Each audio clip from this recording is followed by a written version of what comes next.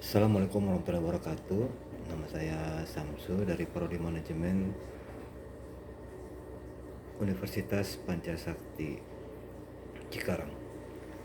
Baik, video ini adalah video tugas ujian akhir semester untuk mata pelajaran PPKN. Dalam tugas ini diberikan pertanyaan, apa kebijakan Anda apabila Anda menjadi seorang pemimpin, kebijakan yang berkaitan dengan sistem transparansi keuangan nasional dan meminimalisir korupsi atau kebocoran anggaran APBN atau APBD. Baik, sebagai seorang di sini saya akan jawab argumennya bahwa sebagai seorang pemimpin, kebijakan untuk minimalisir korupsi atau kebocoran anggaran APBN ataupun APBD melalui sistem transparansi keuangan nasional sangatlah penting.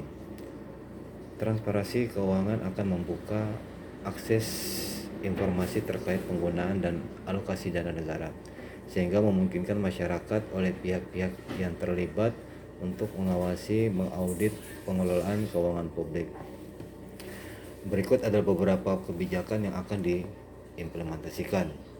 Yang pertama adalah publikasi anggaran secara terbuka, memastikan bahwa anggaran APBN ataupun APBD dan laporan keuangan pemerintah disediakan secara terbuka dan mudah diakses oleh publik, sehingga informasi ini bisa dipublikasikan dalam bentuk yang mudah dimengerti sehingga masyarakat luas dapat mengikuti dan memahaminya. Yang kedua, keterbukaan proyek ataupun kontrak. Nah, ini kita harus memastikan bahwa kontrak proyek pemerintah baik yang melibatkan dua publik maupun swasta dipublikasikan secara terbuka. Ini akan membantu mencegah praktek korupsi, kolusi, dan nepotisme. Yang ketiga, penguatan lembaga pengawas. Dari ini memperkuat lembaga pengawas seperti Badan Pemeriksa Keuangan, KPK, untuk dapat melakukan audit dan investigasi secara efektif tanpa campur tangan politik atau intervensi lainnya. Keempat, pelatihan dan kesadaran. Nah, dengan ini kita memberikan pelatihan kepada pegawai pemerintah tentang etika dan integritas, serta memberikan kesadaran kepada pentingnya pencegahan korupsi dan kebocoran anggaran. Yang kelima, whistleblower protection. Menerapkan undang-undang yang melindungi pelopor dari segala bentuk intimidasi atau pembalasan karena melaporkan tindakan korupsi atau kebocoran. Yang keenam, penggunaan teknologi. Sini kita harus bisa menerapkan teknologi untuk meningkatkan transparansi dan efisiensi dalam manajemen keuangan publik. Misalnya penggunaan blockchain untuk mencatat transaksi keuangan dan mencegah manipulasi data. Yang ketujuh, partisipasi publik. Dalam hal ini kita akan mendorong partisipasi aktif seluruh masyarakat dalam pengawasan penggunaan anggaran ini.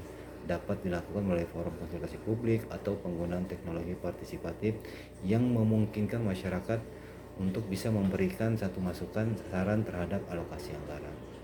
Yang kedelapan, penegakan hukum yang tegas. Nah, ini memastikan bahwa pelaku korupsi atau penyalahgunaan anggaran ditindak dengan tegas sesuai hukum yang tidak ada toleransi terhadap tindakan korupsi. Yang kesembilan, transparansi sumber pendapatan. Selain transparansi dalam penggunaan anggaran, juga penting untuk memberikan keterbukaan terkait sumber-sumber pendapatan negara dan bagaimana dana tersebut digunakan untuk kesejahteraan masyarakat.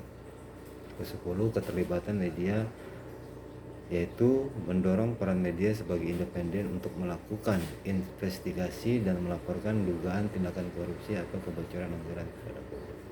Demikian argumen dari saya. Terima kasih. Assalamualaikum warahmatullahi wabarakatuh.